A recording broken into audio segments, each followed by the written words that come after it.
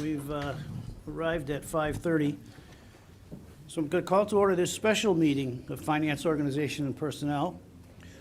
This meeting is being broadcast live on the City of Keene YouTube channel. The video is also posted on the city website by the end of the next business day. That's barring any technical difficulties. Are we not on 1302 anymore? Okay, we are also on 1302 if your TV cooperates. Anyone wishing to view a copy of the proposed operating budget will find it on the city website, and copies are printed in the agenda packet in the wall pocket just as you enter the room. The public will be recognized to ask questions and make comments on the agenda item under discussion. After being recognized, all remarks will be made through the chair. I will not recognize an individual a second time until everyone who wishes has had an opportunity to speak. Anyone who wishes to address the committee is asked to go on one of the microphones in the room and identify themselves by name and address prior to speaking. Let's see, we have a minute taker is participating remotely, so please try to remember to turn your microphones on and speak loud enough. If not, we're going to hear a voice from above to turn on the microphones. And we have a quorum. We may have a late arrival, but we do have a quorum. We're ready to go. That being said, the Public Works Director has 2 minutes.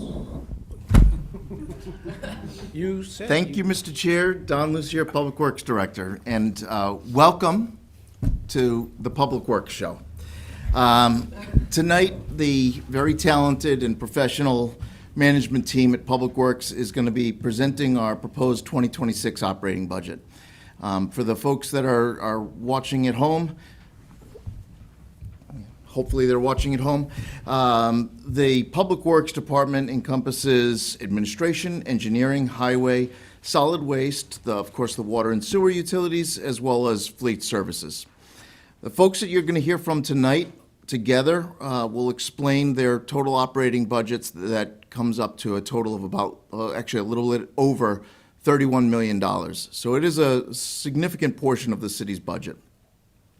Before I turn it over to my staff, I'd like to take a few minutes to highlight some of the long-term trends and challenges that we kind of keep an eye on and see being problems in the future. First and foremost is the retention and recruitment of qualified staff. And I know this is something you've heard court complain about and talk about in the past. I think it'll be a recurring theme year after year. But we definitely see challenges there. In the past, mostly we were competing against the private sector. But more recently, what we're seeing is that very experienced, qualified, sort of mid-career folks are starting to leave the city and pursue opportunities with other public sector employers. So that gives me a little bit of concern, and over the coming year, I will be working with the manager's office and the human resources office just to make sure that the city is very well positioned to compete for and retain that talented staff. Unfortunately, when we do have those vacancies, it puts a lot of extra strain on the people that remain. It also drives up our overtime costs. We have to do more work through contract type work, so it's really not good for our bottom line either. The second big ticket item is the regulatory environment that we work in. Of course, solid waste, drinking water, wastewater, all very highly regulated industries. Whether we're municipal or public, private sector, that's the case. The long-term trend has been that those regulations that we have to comply with get more and more stringent over time. Current administration notwithstanding, that's the long-term trend. And realistically, I don't see that reversing or any of those regulations becoming less stringent. Of course, every time the requirements get more stringent or a new compliance requirement gets added to us, that's an additional operating cost, whether it's an expensive new laboratory test or additional requirements for the disposal of solid waste. Those all add costs to our operating budget. There's two regulatory issues that we're kind of watching most closely right now. You've probably heard of perfluoroalkyl substances, and I probably mispronounced that, but PFAS is what you'll typically hear it referred to. The other one is less commonly discussed, but it's disinfectant byproducts. PFAS is going to have a significant impact on wastewater treatment, the disposal of sludge from our wastewater treatment plant, but also more generally just the way we manage solid waste. And we know that PFAS has been identified within the landfill's plume, so it's going to be something that we're dealing with in the future. The other item, disinfectant byproducts, is a series of chemicals that are produced when the disinfectant we use for drinking water, chlorine, interacts with naturally occurring organic matter that's in the source water. These compounds are becoming sort of like they're in the crosshairs for the regulatory world, and there's a lot of evidence to suggest that they do have toxicity associated with them. So they're getting more stringently regulated, and I think that's going to be an area we're going to see some changes in the future. The changes are going to mean changes to how we treat water, how we distribute water, how quickly it turns over within the system, that sort of thing. So those are areas that could have effects on our operating budget in the coming years. Finally, the last one I'll talk about tonight anyway is the ongoing inflationary pressure we see on materials, equipment, and fuel. The cost of asphalt, vehicle repair parts, disposal tipping fees, all have been rising faster than our operating budget has been keeping up with. The price of new vehicles and heavy equipment has increased sharply, as I'm sure Jim will tell you tonight.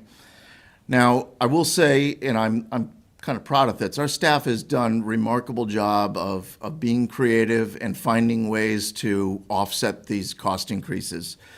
We've extended the replacement cycles by repurposing vehicles. For example, you've probably seen vehicles that look a lot like cruisers, but being driven by public works staff or code enforcement.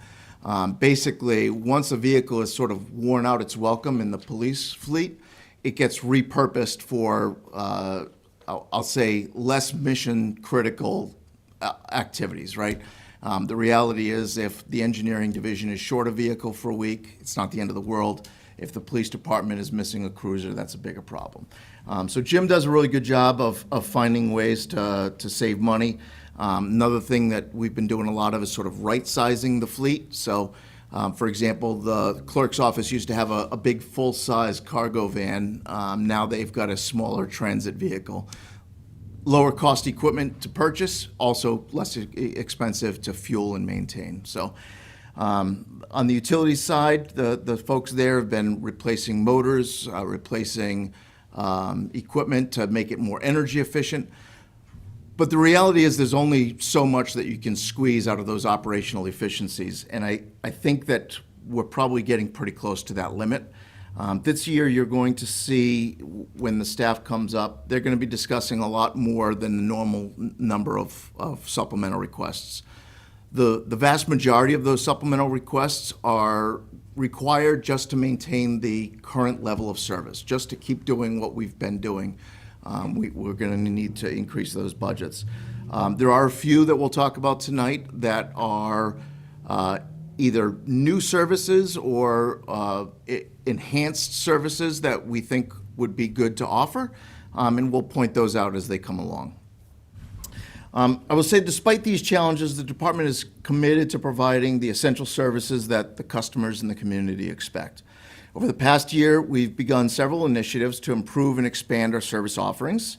Last fall, the annual Ward Optimization Weeks, wow, trademark, patent pending, was very, very popular. It was very well received by the public. I think it worked out really well. I'm really happy that the council sort of endorsed that and encouraged us to continue it. We eliminated the sort of blanket parking ban that has been, in existence forever. I know that was something Councilor Remy was interested in favor of that more as-needed approach. I will say that we haven't worked all the kinks out of that system yet, but we will continue to improve on it. We've also developed a plan for overlaying asphalt sidewalks as a way to address the safety concerns and functionality of the sidewalks that aren't in the schedule to be repaired or replaced anytime soon. And finally, the last thing I'll mention is the roadway safety action plan that we recently completed. That plan is going to put us on a track to really significantly reduce, hopefully eliminate, fatal and severe accidents over the coming years and really decades. But it also puts us in line for applying for grant funding to help us make these safety improvements. So those are things that we're doing, and I will say that there's a lot of good things happening at Public Works.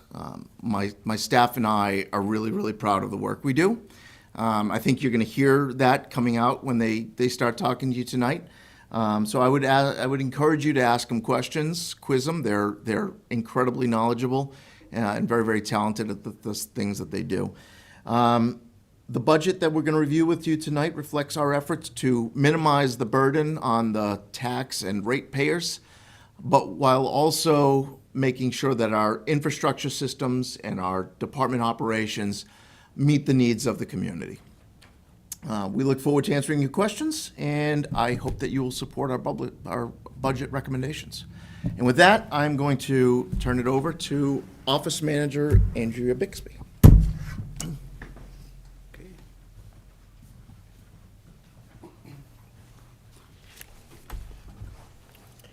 Hello, my name is Andrea Bixby. I'm the Public Works Office Manager. I've been with Public Works for just over 10 years. I started as the administrative assistant and was promoted to the office manager in 2022. The admin team in Public Works is just 2 individuals, myself and an admin assistant. We handle all incoming requests, whether via coming in person, phone calls, emails, Facebook, carrier pigeon, you know. We get that information to who actually does the work in the field. We also manage records management and a lot of our public outreach with social media. We have a Facebook and an Instagram account. We also manage the Public Works section of the website, post all of our public notices, and I have a couple of outreach pieces that we do. So I do manage Green Up Keene every year, which has been steadily growing. I've been participating in it since the first year that I started, but a few years ago, the gentleman who was running it retired. So I am the main contact for Green Up Keene now, which just happened a couple of weeks ago. I had a great success this year. We had the most volunteers that we've ever had volunteer this year, and we had almost 5,000 pounds of trash collected. As far as my budget goes, it's pretty much the same as normal. Obviously, we know that prices are going up, and the best way that I have to combat that is shopping around for various office supplies. And I do purchasing not just for the admin department, but also for most of the individuals behind me if they need me to shop around for anything like that. And I think that's it. Do you guys have any questions for me? Thank you. That's a great description of, you're the focal point of the organization. As much as the guy that's very busy in the back wants us to believe it's him, I know it is. So. And the portions you're really speaking about are the admin part, and it's on 166, 167. Yes. If we have questions here. Any questions? We have a comment from the manager. Oh. So I also want to give Andrea credit for the work that she's done with water and sewer billing. That was a big task, and when we were struggling in the revenue office, she agreed to step up, and she's been doing a great job. And so you didn't mention that, and I know it does take a lot of time. And It's I'm really such a big grateful. part of my job right now, and it completely slipped my mind this afternoon that that's a big part of my job right now. Well, but thank you for doing it. Yeah. And in reality, it's right back where it started, and probably should have the best knowledge of what's going on is there, so, big move. Any other questions? Thank All you. right. Then I'll be passing it along to the city engineer.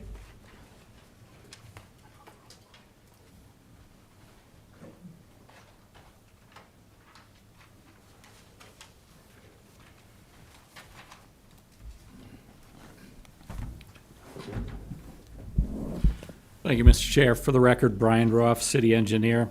The Engineering Division is responsible for planning, design, and management of Keene's infrastructure systems and acts as an engineering oversight for all of the city's departments and divisions. The budget is based on a fully staffed group of 6 full-time employees, which includes the city engineer, 3 civil engineers, an infrastructure project manager, and an engineering technician. We also hire in the construction season 2 inspectors. A majority of our staff is funded through CIP programs and the water and sewer funds. We are not proposing significant changes to the budget from the previous fiscal year for our fiscal year '26. We're just looking to incorporate cost of living increases for the wages for the 2 positions that we have under the operations budget and cost of living updates to the benefits as listed herein. The one change supplemental that we are looking for is because we have been understaffed for roughly 2 years, we're looking for additional funds in the technical services area. We're looking for $10,500 in additional technical services. This is specifically going to be or planned to be allocated towards traffic studies, traffic management. That's the request we get the most. With our current workload, we have 40 projects either in construction or design, of which 8 to 10 are major infrastructure projects that are over $2 million. So when we get those requests, we need to turn them around quick for the public and make sure we're supporting the city. And because of that, that's why we're including that amount in that. And with that, I'm happy to answer any questions that you have with the proposed budget for engineering. Thank you. Questions? Other comments? Public? Did Thank you do you. it? Was it 2 minutes? Did you? That's the engineer, you know.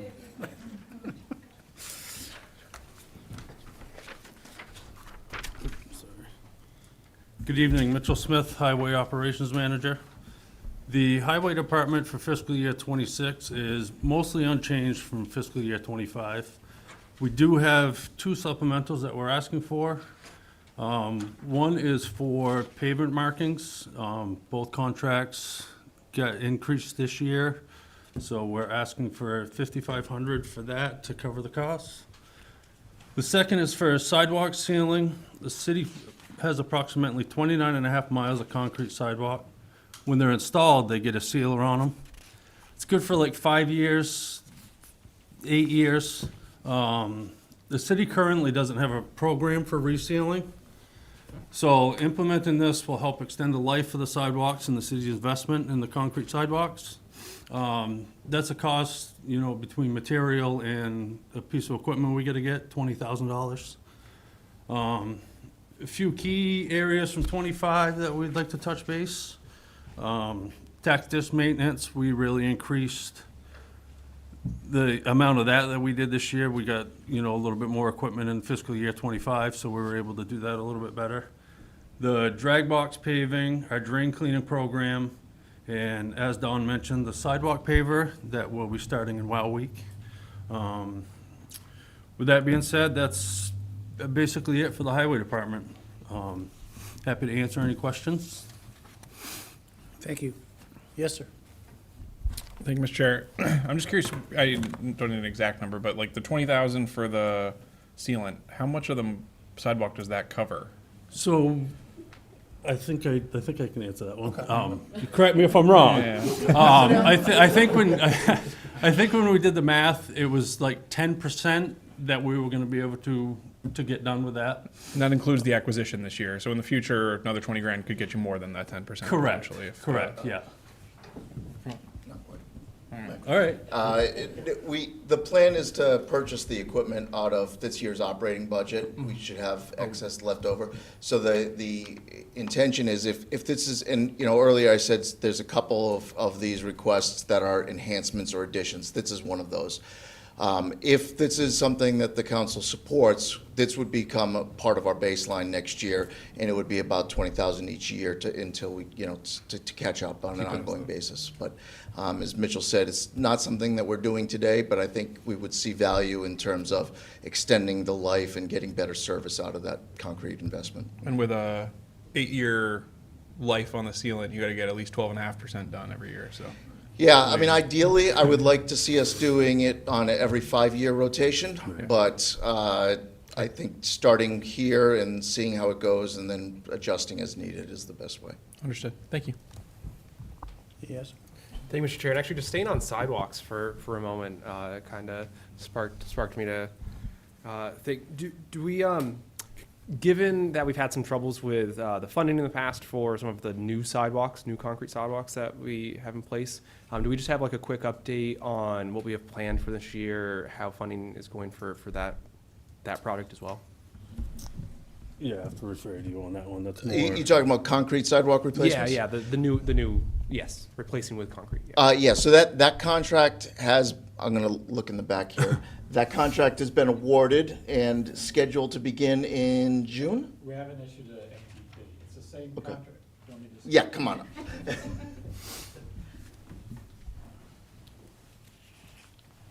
For the record, Brian Ruff, city engineer. We haven't issued the NTP yet. The contractor that was the low bidder is the same contractor that's working on the ADA ramp at Parks and Rec. We want to keep the pressure on them to get that done, so we're waiting till that's done to give that award. The plan is they would start that work in late May, early June, and I think it's Gardner Street West and one other. But it's Willow, yeah.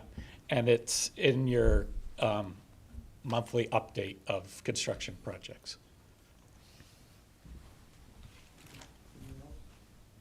Mr. Mayor?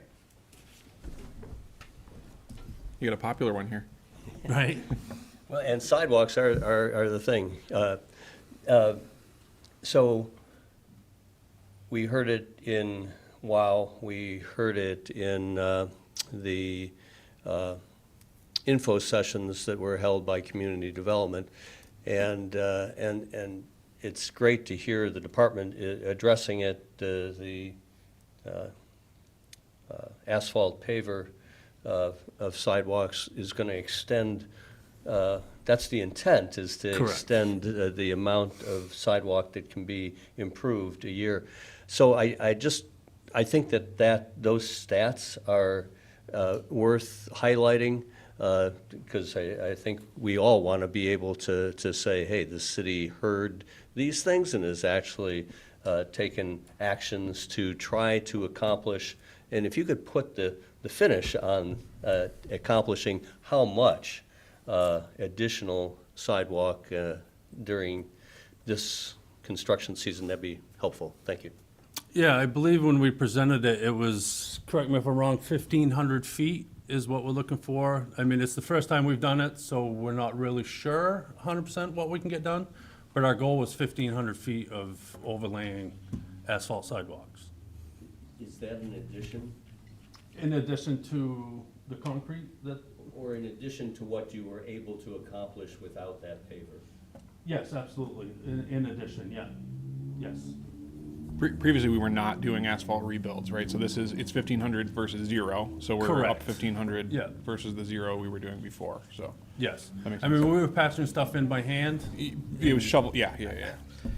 So, And for context, yeah, Mr. Chair, the CIP program for asphalt sidewalk replacement with concrete, each year we're replacing about 1,200 to 1,400 feet of sidewalk, typical. So basically, we're going to be doubling the amount of sidewalk we touch each year. That's kind of the goal. Very nice. Other questions? Anybody else in the public? Nice job. Thank you.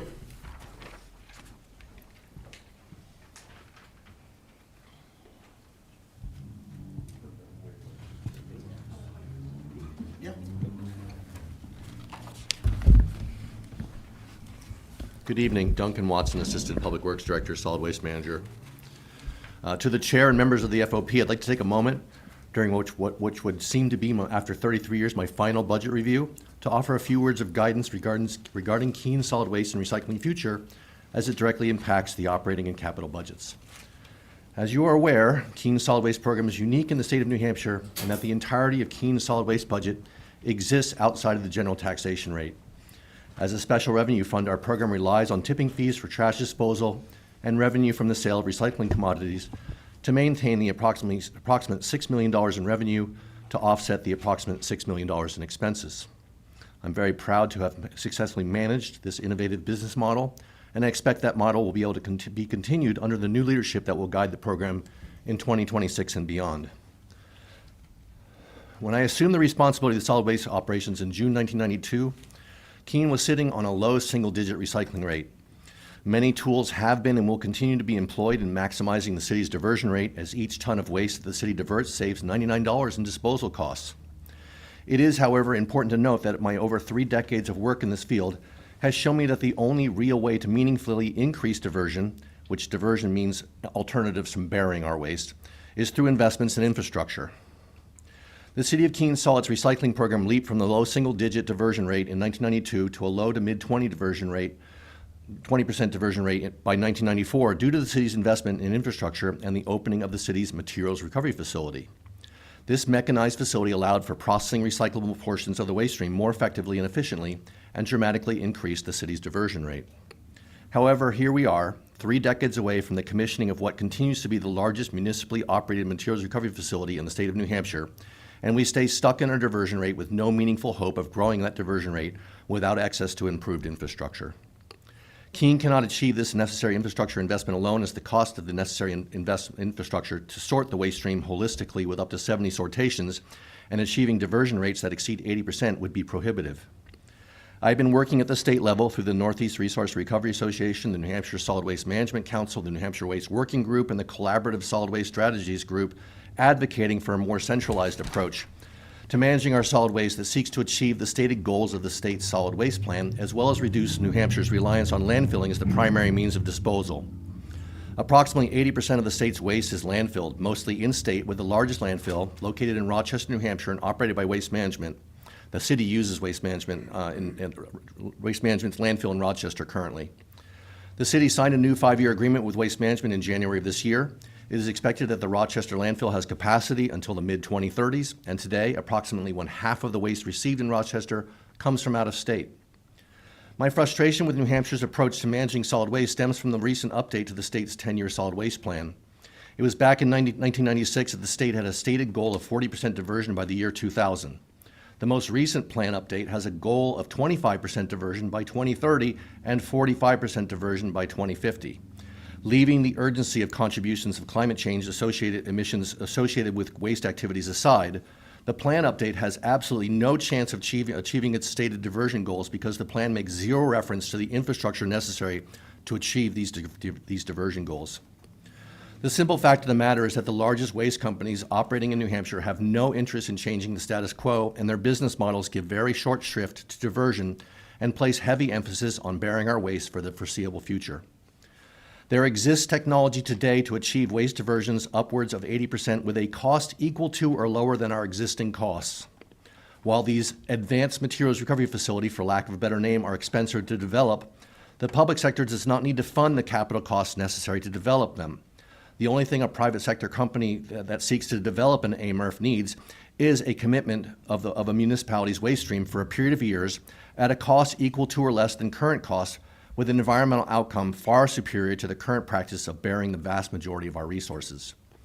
I encourage my successor and the council as a whole to continue to advocate for the necessary infrastructure investments needed to make the act of throwing something away effectively an act of recycling. I also encourage some urgency to the advocacy because not only is there a looming disposal crisis, but there is a looming solution that has a better economic and environmental outcome than our business as usual approach. So to that end, with regard to my finishing up my career, there is a supplemental budget request within the solid waste budget to provide some succession planning for approximately a quarter of the year.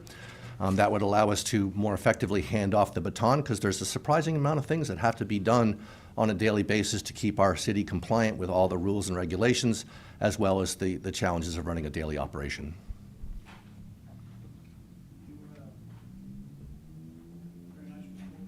Very nice report, very informative, but you didn't get the email about the moratorium on retirement, so don't get too excited about leaving. Yes, I did. Thank you very much. To that point, I think we've discussed it in the past, that, we're going to try to do all we can. But again, it's a matter of economics, and we're not getting any help from the state. In fact, I think the state's making it harder and harder for us to achieve a better supply, but I know you've got some thoughts. Let them out. All right, I can see I'm antsy. I want to learn more about the, call it the financed version of something like that. So we should, it'd be interesting to learn more about what that could look like, to see a private sector funded rebuild of that in exchange for that. I mean, it'd be interesting to understand the economics behind it, because if somebody wants to take it over for us and do that, I mean, it's a cool idea. And if you can get the diversion rate up that high, that'd be awesome. So, I don't know. That's all. I'm looking at the budget. I don't have any questions on that. It makes sense, but that would be really cool to learn more. Sure, happy to provide you with any information you'd like. So just for the point so everybody understands, whereabouts did you suggest in the budget that we have overlap funds? 521030. Yeah, page 206 at the top. So administration wages is Okay. overlap. Yep, all right. Counselor?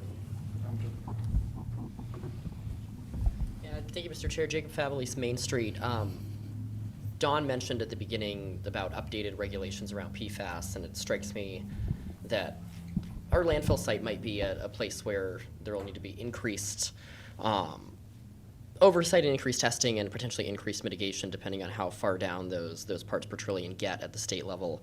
I don't know if that is necessarily reflected in this year's budget. Can you talk a little bit just kind of medium to long term? Sure. Thank you. Thank you for your question. Through the chair, we've already been involved with PFAS testing. It's a requirement now as part of our groundwater management zone. And in fact, when the regulations changed from a 70 part per trillion standard down to a 12 part per trillion standard, and just for reference sake, a part per trillion is equivalent to 1 drop of water in 5 Olympic swimming pools. It's an incredibly small amount. When they did drop the standard from 70 to 12, we did end up getting a hit outside of our groundwater management zone in domestic water well. We have since treated that domestic water well with a carbon filtration system, which does seem to be effective in removing the PFAS from that system. And we continue to monitor the area of our groundwater management zone, as well as slightly outside of our groundwater management zone, to determine the impact of PFAS and where it's traveling. Other questions or comments? Yes, sir. Thank you, Mr. Chair. I know something I've brought up in the past is sometimes like the safety around the transfer station. I want to say that it seems like we did a good job on that little turn where we just paved, kind of coming up towards where you actually like drop off your trash. Looks like we kind of cleared some of that out, and I want to say that has helped a little bit. I go up often during the week, and thankfully it's not too busy when I get there. But I could see how easy it would be to fly around that corner if a couple people weren't paying attention and have a little head-on collision up there. So anything we can do to keep that line of sight open. I'm sure that some of that shrubbery is going to grow up if we haven't completely cleared it out, but it seems like we've been doing a good job so far, and want to keep the conversation open too around, I know the weekends, we've been extending some hours to try to reduce some of the congestion. I avoid Saturday specifically because of that. I've seen it get backed up to the road before, and want to keep that conversation open around how we can try and make things as safe as possible and get some of that congestion down around that. But also want to say, Mr. Watson, thank you for the information you provided today and all the service that you've had to the city. Definitely gonna miss you next year. Thank you. Mr. Mayor? So thanks for giving Duncan some due credit.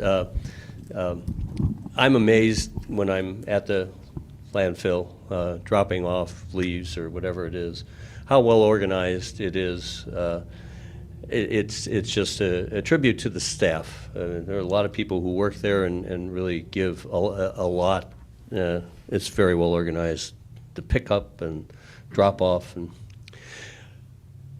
the lithium battery issue that I don't know if that was the cause of a mishap at the landfill.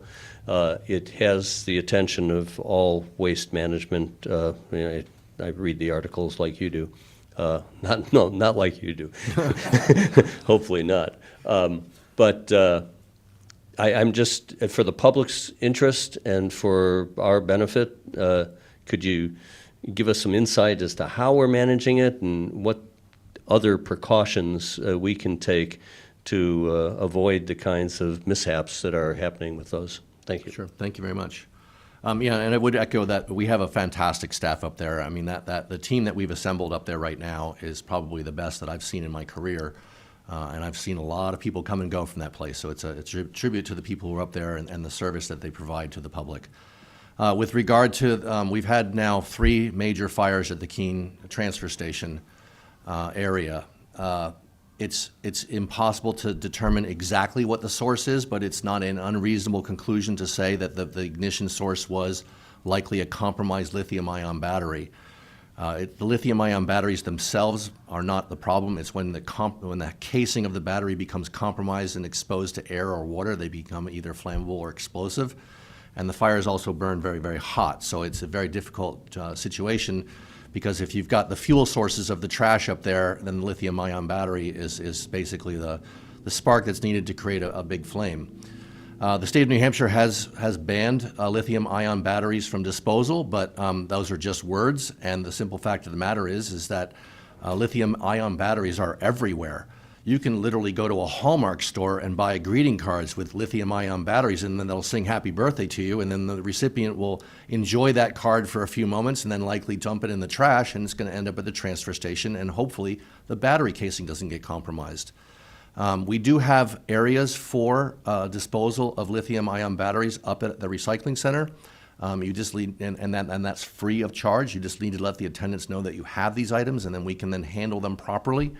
But the simple fact of the matter is because of the ubiquitous nature of this product, it's just a matter of time before there's additional fires, whether they're in trash trucks and or at the transfer station, or in en route to the landfill where they're going to be disposed. It's just this is not a problem unique to Keene specifically, but Keene does bear the brunt of this problem because we've now had 3 different major fires up there. It's a challenging situation, and I think that we try to manage it as best possible, but it is a very challenging situation given how common lithium-ion batteries are in the waste stream. Anything else? Thank you very much. You're welcome.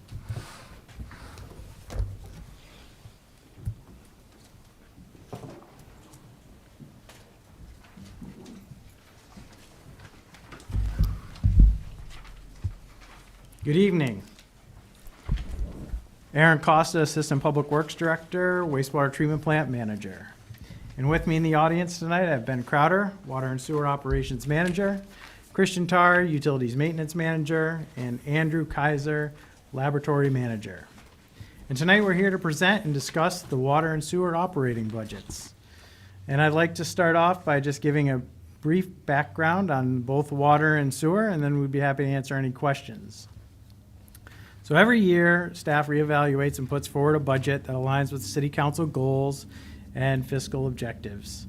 The water and sewer enterprise funds are financed by user fees, which are comprised of a meter charge and volumetric charges. And the Public Works Director and I spoke with you last week about the proposed rate increases. There are approximately 6,200 connections that serve the residents and businesses of Keene. Portions of Marlborough and Swansea are connected to the sewer system, and the city also sells water to the North Swansea Water and Fire Precinct. And the city bills those entities in accordance with the terms outlined in their intermunicipal agreements.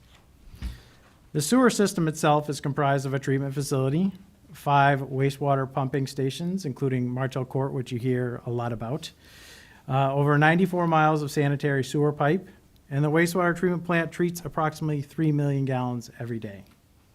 The water system is comprised of a treatment facility, 2 surface water reservoirs, 4 groundwater wells, 6 water storage tanks, 4 water pump stations, 2 water booster stations, about 100 miles of water main, and then water meters, hydrants, and valves throughout the city. And the city of Keene produces, on average, about 2 million gallons of water every day, with peak demands reaching about 3 million gallons a day in the summertime. And every citizen and visitor to the city uses these services. Staff work extremely hard in providing quality drinking water that complies with all state and federal regulations to your home or business, as well as maintaining adequate supply and infrastructure for fire protection. We also collect, transport, and treat wastewater that is eventually discharged back to the Ashwillet River 24 hours a day, 7 days a week, 365 days a year, that also comply with state and federal regulations. So staff is very proud of the facilities, and we maintain them to the best of our abilities. And I encourage members of the city council and the public to schedule a tour. And the water and sewer utilities does have several supplemental requests this year. And as we all know, prices have increased since COVID, and we in the utilities have done our best to hold the line over the past few years and not impact our customer rates while still maintaining services. Staff is proposing supplemental requests in sewer totaling $157,140, which represents approximately 1.8% of the overall budget, if I did my math correctly. And of that $157,000, $33,000 are one-time expenses, and those consist of a renovation of the Bradco pump station, purchasing properly engineered confined space entry equipment, 2 explosion-proof heater units for Martel Court, and refurbishment of a 40-horsepower return-activated sludge pump and motor at the wastewater treatment plant. Don kind of talked about some new programs, and $24,000 of that supplemental request is for implementing a new collection system maintenance program that will fund video inspection and coding of approximately 50,000 linear feet of sewer pipe per year, or approximately 10% of the system. This will help identify problem areas and help staff prioritize repairs and comply with the collection system maintenance requirements identified in our discharge permit. Approximately $12,775 funds an additional on-call person for the water and sewer division that is needed when they respond to calls after hours. The remaining $87,000 is for funding in various line items and better reflects the cost increases on parts, materials, and other consumables. In the water fund, staff is requesting $97,309 in supplemental funds, which represents approximately 1.5% of the total budget. Of this $97,000, $8,000 of that funds a pump rental that is needed every other year when staff performs flushing in the Fox Ave and Glen Road pressure zones. $14,000 is restructuring the meter division. It's a 3-person division, and we recently had a retirement of a very long-standing person in that division. And currently, it's funded with 2 H5 positions and an H11 position.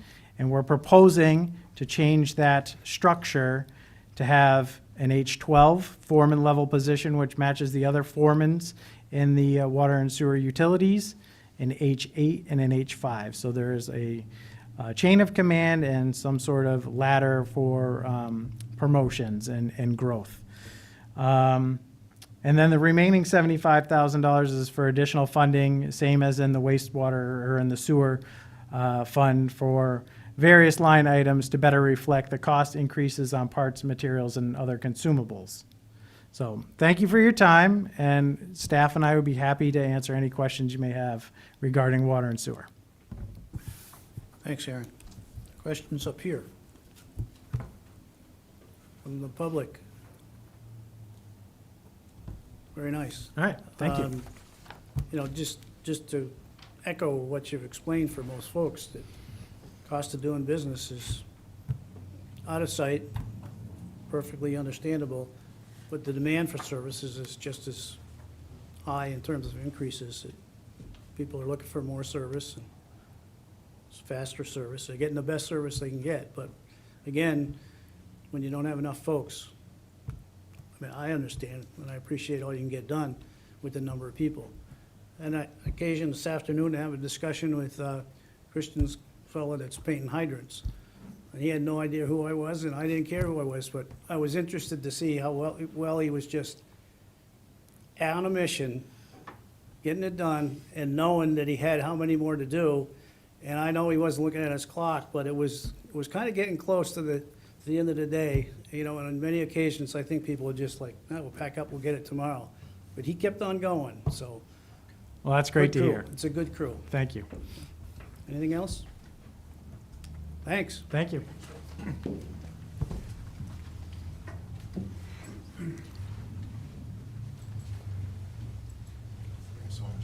Jim, are you the last one? I am. Good evening, councils, managers. My name is Jim Mountford. I'm the manager for the Fleet Services Division here at the City of Keene. A little bit of overview from what we do at Fleet Services. Fleet Services is an enterprise fund. We lease/rent most all of the vehicles back to the divisions at the City of Keene. Those costs incurred, you know, the rental rate is derived from fuel prices, the amount of hours that we work on those equipment, the amount of parts that we put into those equipment, insurance, replacement cost, pretty much whatever it takes to keep your vehicle on the road. One of the other things that we do at Fleet Services is that we also buy and sell. The selling is in conjunction with the purchasing office. All of the equipment for the City of Keene. The fire department is a little bit different. Fleet Services only owns the ambulances and the staff cars at the fire department. They own all of their heavy equipment. We do work on all of that stuff, so Fleet, if the city name is applied to a vehicle, that is worked on at Fleet Services. As this year comes into the season, fuel prices for us will remain about the same as they have been for the last couple of years. We're around $4 a gallon for an estimate. It has been up, it has been down, and that $4 is for diesel fuel. Gasoline is always up or down. We do get kickback from the state for our fuel usage. It's not a lot, but it does help put back into the system. A little bit of background on Fleet Services is that we work on 266 pieces of equipment. We rent out 164. Currently, that is down to 5 members in Fleet Services. That's 3 mechanics, as we lost one, who went and actually purchased a local business after working with Fleet for almost 15 years. He was my lead mechanic, which is a bit of a loss. You know, it'll be tough to replace him, but we wish him very well in his future endeavors. So right now, we are looking for another mechanic too. All of that work, including all the fuel billing, the buying, the selling, all happens with 5 individuals. That's 24 hours of coverage throughout the year, 365 days. Sometimes with an issue with the fire department, I'll actually have to have 2 guys come in because it's a 2-man operation to put these vehicles back on the road within minimal time as possible. So the staff that I have does a phenomenal job. And I like to kid about this, but our garage, when I started there, I was the youngest. Now I'm the oldest. At 21 years later in that building. Our shop rate is right on par with it's right in between, I should say, between the heavy truck industry, the heavy equipment industry, and the auto industry. We're right about in the middle. Fleet Services works on everything, basically from some of the divisionals, compactors that you see compacting dirt or asphalt, rollers. Occasionally we'll do some stuff for their smaller equipment, but everything all the way up to the excavators, the payloaders, the giant equipment you see at the airport, the tower truck, the ladder, all that stuff comes through that one little building on Marlboro Street. We are very cautious about how things go back out on the street. We only try to procure the best stuff that we can get. Everything is bought through government pricing or contracts, not only for the state of New Hampshire, but also from around the country. We've bought pieces of equipment under a bid spec from Tennessee or out of Mississauga, Montana, even the state of Virginia. So we put a lot of effort into saving the city lots of money. One of the things that Don was talking about where we reuse some vehicles, a pretty successful program. The police vehicles are rotated out every year. There's 2 to 3 cars that get rotated out based on mileage and the warranty that's still under the cars. Those cars, when they're bought, have a 5-year, 100,000-mile warranty. As you full know, 100,000 miles can come pretty quick on a police cruiser that's doing 3 shifts. So if there's any life left in these cars, we do. We'll use them back, what I call the civilian cars, which are staff members. There are times when an engineer, as Don had stated, needs a vehicle to get downtown to take care of the business that they have to get done. But they don't put on a pile of miles every year, so what it does is it saves the city, in essence, up to whatever the price of a new car would be to replace it for those individuals, $30,000 to $50,000. So every year we keep chipping away at saving those amount of dollars for everybody.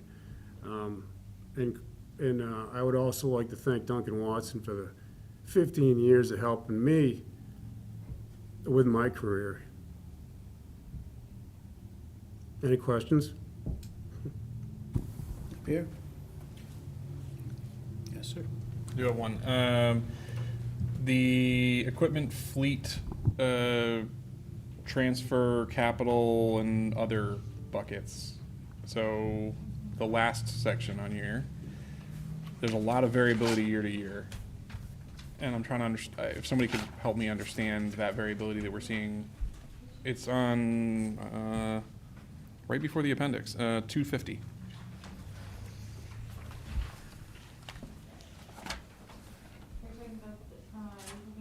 Capitalized expenses, transfer capital reserve, transfer capital projects, that there's a lot of variability in the 3 years that are shown on here between the 2 years of actuals and the year of budget. I'm curious where we are on pace from a actuals perspective, because that's a big jump between what we saw actuals versus budget. And then I know these are mostly like transfer and probably depreciation type accounts, but I'm trying to understand the variability there. Because it's a couple $1 million.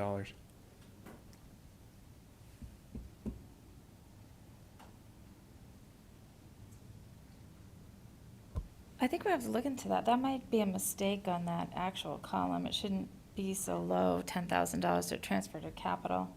I can say that we did 2 years ago make some changes to the fleet fund. We actually took some money from the fleet fund so that the charges being shifted to all the departments for the vehicles would come down, so that the rate would come down a little, but that doesn't look right on that last page. So. Okay. Yeah, it's just overall, it's a couple $1 million swing on the budget, so that's where I'd like to understand that one. But it's like, yeah, it's more of a pure accounting one than it is an actual operations question. So. Anything else? Might be a timing. It might be a timing, like it didn't get into the right year. So we'll check it out. Thank you. And now, if it's timing, Yeah. then this year is really high, and I want to understand it.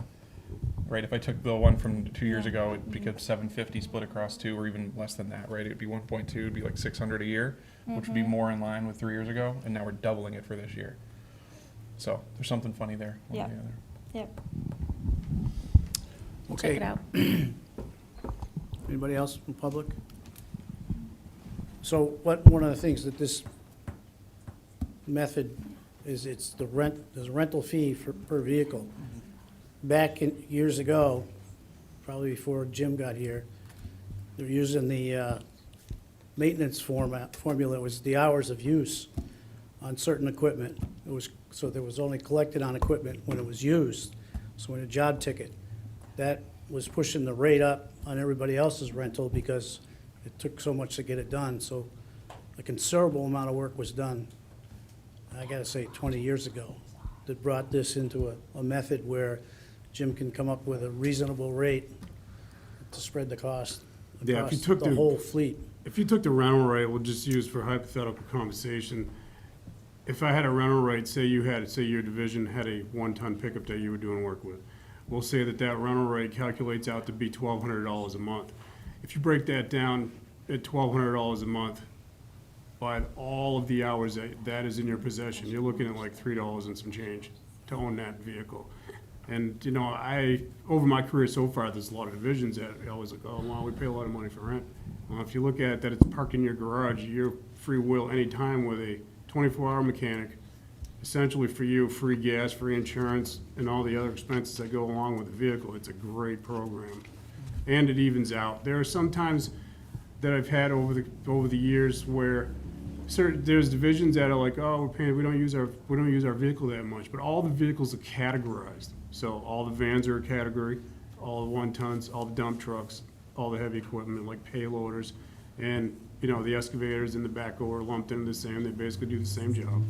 So that's how that stuff works out. The cruisers have their own separate rental rate. The undercover cars, you know, so everything has its own individual place, and it's been really successful in keeping this afloat so that we have enough money to make it work.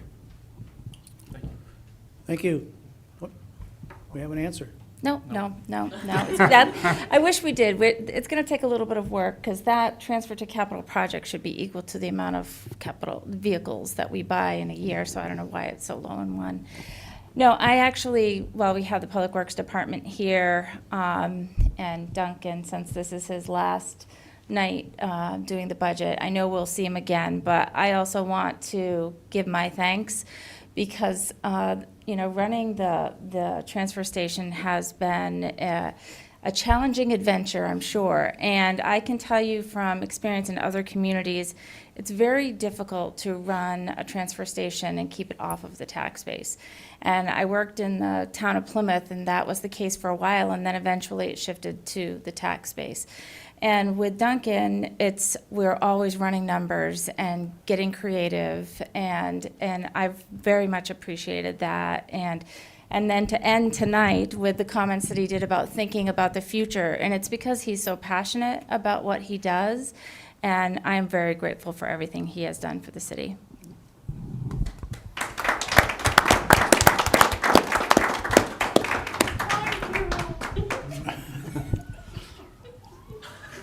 Mr. Director, do you wish to wrap up, or are you all set?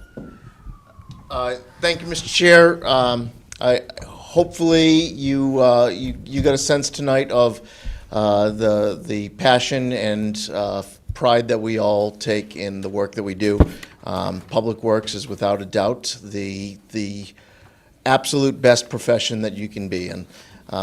So that's about all I have to say about that. Well, I don't know if we can, yeah, he's an Army guy, I would expect that from him, so. Thank you very much, all of you. Great job. We'll see you again before we get done this year. So we are adjourned.